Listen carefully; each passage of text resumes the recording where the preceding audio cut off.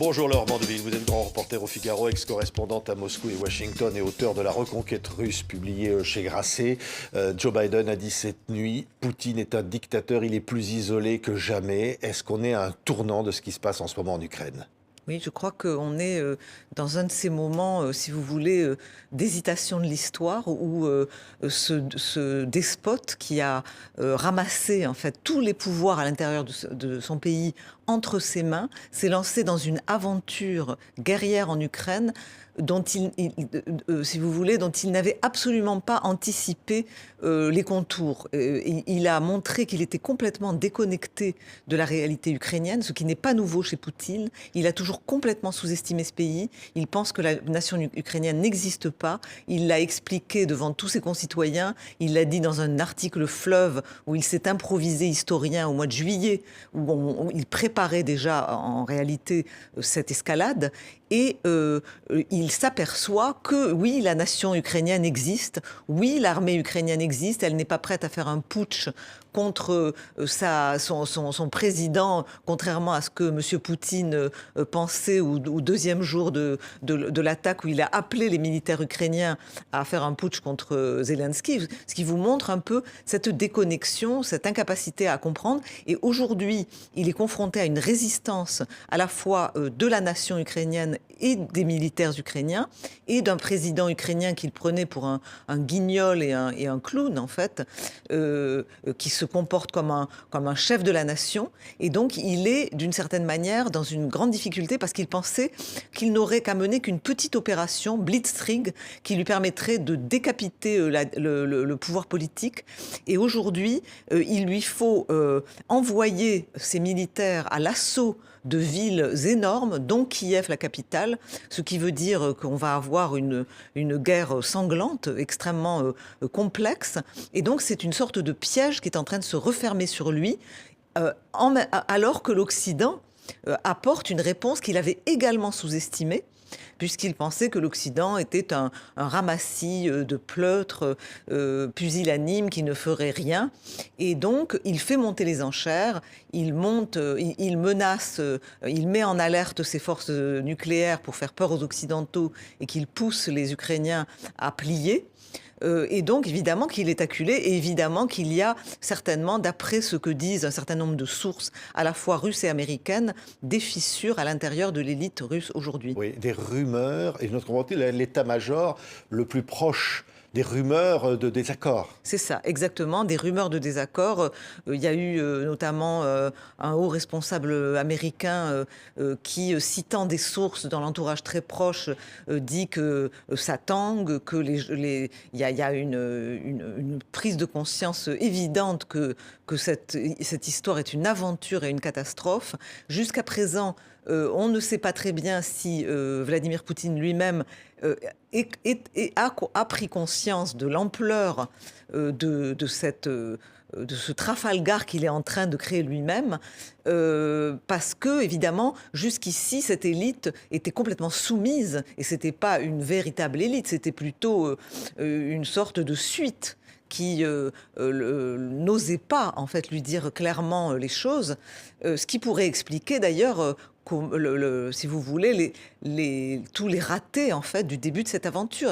Est-ce qu'il n'a pas il y a certaines hypothèses qui sont émises, notamment par des observateurs français qui connaissent bien la Russie et qui disent est-ce que le plan militaire n'a pas été plutôt celui de Poutine que celui de ses généraux, par exemple. Et c'est vrai que il va falloir regarder de très près ce qui se passe pour voir si ces tensions en fait s'avèrent crédibles. Oui, oui. Jusqu'où peut-il aller maintenant ? Possibilité ou pas d'une bombe nucléaire contre l'Ukraine pour créer un climat de terreur ? Oui, alors ce qui est terrible, c'est qu'on en est effectivement à poser cette question. Et j'ai entendu un journaliste vedette de la télévision ukrainienne, Dmitri Gordon, la poser à un ex-oligarque russe qui est aujourd'hui en exil, Est-ce qu'on peut être touché par une bombe nucléaire tactique? Enfin, il y a deux choses. Il y a la question de la peur des Occidentaux, effectivement, de tout d'un coup se retrouver dans une espèce de chantage nucléaire face à la Russie, une Russie qui se sentirait, un président qui se sentirait acculé. Et puis, il y a cette idée qu'il pourrait, dans un geste désespéré, pour semer la terreur en Ukraine et démoraliser le pays, lancer une bombe nucléaire tactique. Je pense que c'est quand même, on est dans l'ordre du chantage aujourd'hui et que Vladimir Poutine utilise en fait tous les moyens à sa disposition, comme il l'a toujours fait, sur le plan politique, psychologique. C'est la guerre par tous les moyens. Oui. Un certain nombre de personnes, dont cet oligarque qui garde apparemment des contacts dans la hiérarchie russe, disaient qu'il ne voyait absolument pas les militaires russes accepter un tel scénario. C'est-à-dire que ce n'est pas Poutine qui appuierait lui-même sur le bouton. De toute façon, non. Et donc, ça paraît quand même totalement improbable. Je pense qu'on est vraiment dans l'ordre du chantage aujourd'hui. Oui. Sinon, c'est une guerre qui peut durer des semaines, des mois, une guérilla. Même s'ils prennent Kiev, les Russes vont être confrontés à des résistances permanentes et à des sanctions qui vont durer très longtemps, qui isolent la Russie au plan économique, peut-être ruinent la Russie, comme l'a dit hier le ministre de l'économie français Bruno Le Maire. Est-ce que ça, c'est possible ? Oui, je crois que c'est effectivement le scénario qui est en train de se dessiner. Et c'est pour ça qu'on est entré dans un moment aussi de grosse incertitude. Le projecteur va aussi se tourner vers ce qui se passe à l'intérieur de la Russie, parce que combien de temps ce pays va accepter de vivre sous des sanctions énormes? Est-ce que... donc tout le monde pose la question évidemment de la capacité de la population à faire pression. Je pense que pour l'instant, elle est faible. On sait que le peuple russe a accepté énormément de choses. Ils ont peur. Il y a eu une répression féroce contre tous ceux qui... Il y a aussi beaucoup de propagande. Exactement. Il y a une propagande matraquée depuis des mois, en réalité, des années, sur le fait que l'Ukraine est un ramassis de fascistes et de nazis, que l'Occident et la Russie, qu'on est en guerre, qu'on est encerclé. Donc il y a une machine de propagande qui a préparé, je dirais, sur le plan psychologique, la population. Donc il y a beaucoup de gens qui n'ont pas accès, par exemple, à Internet et qui ne regardent pas les journaux d'opposition, etc. Eux pensent que ce que dit Vladimir Poutine est vrai. Et puis vous avez une partie de la population qui est évidemment absolument opposée à la guerre, qui est importante aussi, mais qui n'est pas prête à passer à l'acte pour l'instant. C'est-à-dire il y a quelques milliers de personnes qui risquent gros en allant dans la rue depuis quelques jours pour protester. Il y a eu un député de la Douma russe qui a appelé à un mouvement anti-guerre de résistance et a appelé les gens à sortir, mais vous voyez bien qu'ils sortent dans les rues russes, mais ils se font réprimer très très sévèrement. Ils sont mis en prison. Il y a des milliers d'opposants russes qui sont en prison aujourd'hui, donc c'est très très dur. Et vous avez aussi un élément tout à fait important, qui est que la principale radio d'opposition, qui était un véritable poumon de liberté au cœur de Moscou, qui est la radio Écho de Moscou, vient d'être déconnectée. Et donc il n'y a plus cette information permanente, cette contre-information sur ce qui se passe vraiment en Ukraine. Donc ça va être... Maintenant, il reste l'Internet. Donc est-ce qu'ils vont tout couper ? Ça, c'est une vraie question, parce qu'on est en guerre. Donc, est-ce qu'ils vont couper pour justement que les gens ne puissent pas s'organiser et avoir des informations qui circulent ? Et il y a un autre... il y a aussi l'élément important, me semble-t-il, dans tout ça, c'est les morts russes qui vont arriver. C'est-à-dire que si ça dure... on va voir arriver des cercueils en Russie. Et donc là aussi, ça peut, peu à peu, par le biais des familles, ébranler aussi complètement la légitimité du régime. Mais en ce qui concerne un possible changement de pouvoir, beaucoup d'experts pensent que ça se fera par le haut, comme ça s'est pratiquement toujours fait en Russie. Ça serait plutôt un scénario de révolution de palais, exactement. Quand vous regardez les dernières, je dirais, décennies, c'est exactement ce qui s'est passé à chaque fois. Regardez ce qui se passe quand à la fin de l'ère Brejnev, après tous ces gérontes, c'est finalement Mikhail Gorbatchev qui est projeté, et c'est lui qui va faire l'ouverture. Quand Yeltsin sort, c'est une sorte presque de coup, si vous voulez, qui est organisé, qui fait sortir Poutine. Oui. Donc c'est à chaque fois au sein de l'élite que c'est décidé, en fait, le changement de main, Oui. le changement de pouvoir. Oui, aujourd'hui, Vladimir Poutine ne s'arrêtera jamais. Vous aviez donc écrit ce livre qui s'appelait La reconquête russe chez Grasset. Oui. Vous annonciez pratiquement tout ce qui est en train d'arriver dans ce Oui, livre. je dois dire que c'est assez saisissant, parce que c'est vrai que j'ai écrit le livre en 2008, et moi j'ai toujours, dans ce livre, j'écris, si les téléspectateurs sont intéressés, je raconte en fait tout ce qui s'est passé en Russie depuis la fin de l'URSS, et pourquoi en fait l'expérience démocratique a échoué, et je raconte la montée en puissance de ce lieutenant-colonel du KGB qui est un vaincu en 1989. Il est à Dresde, où il assiste absolument effondré à l'effondrement de son monde, et il ne peut rien faire. Il rentre en Russie et il commence ce que j'appelle la reconquête, qui va être d'abord une reconquête personnelle, puisqu'il va s'en sortir et intégrer les milieux réformateurs pour faire sa propre montée en puissance. Et 10 ans plus tard, il est président de la Russie, et à partir de là commence une reconquête de toute la Russie par l'équipe d'anciens du KGB qu'il met aux commandes, et qui vont, d'une certaine manière, avaler la Russie.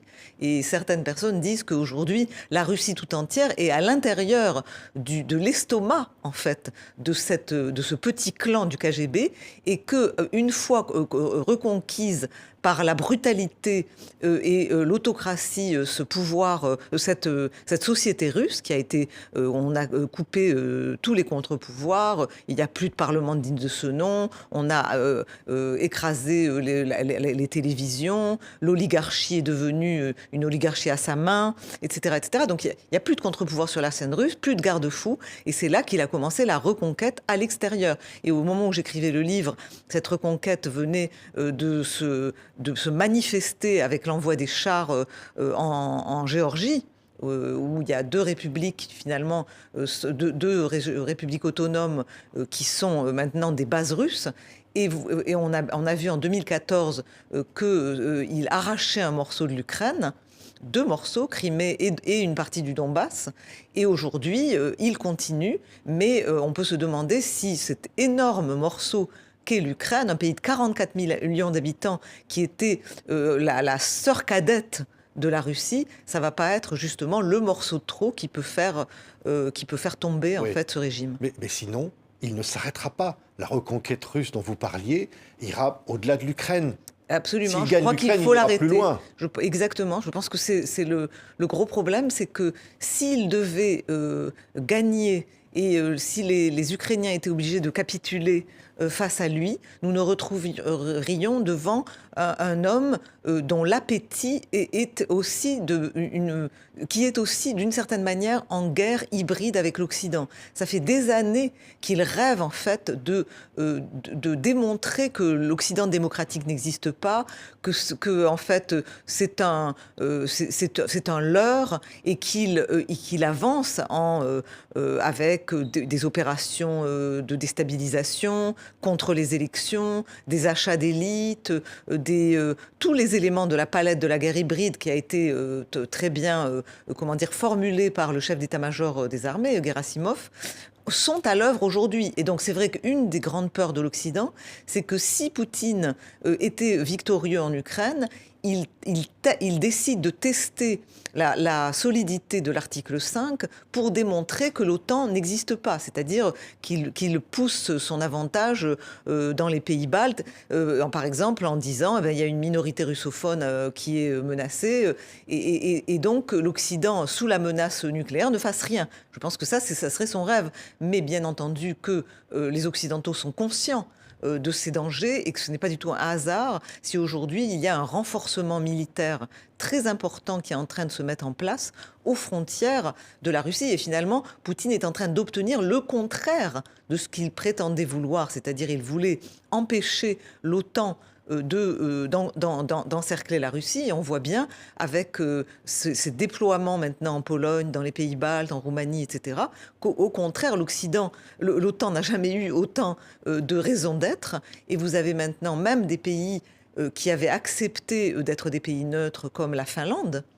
et la Suède, qui sont en train de demander s'ils ne vont pas rentrer dans l'OTAN. Oui, oui. Donc c'est un désastre, en fait. Il est parti d'une position qui paraissait une position de force encore il y a quelques mois, à un véritable désastre avec cette aventure. Oui. Un mot personnel concernant Poutine, son apparence physique. Des rumeurs le disent malade. D'autres disent qu'il se fait piquer au Botox pour paraître plus jeune, ce qui expliquerait son visage bouffi. Oui, alors j'avoue que c'est vrai que j'ai pas d'informations sur ce point. C'est vrai qu'il y a énormément de rumeurs depuis plusieurs années.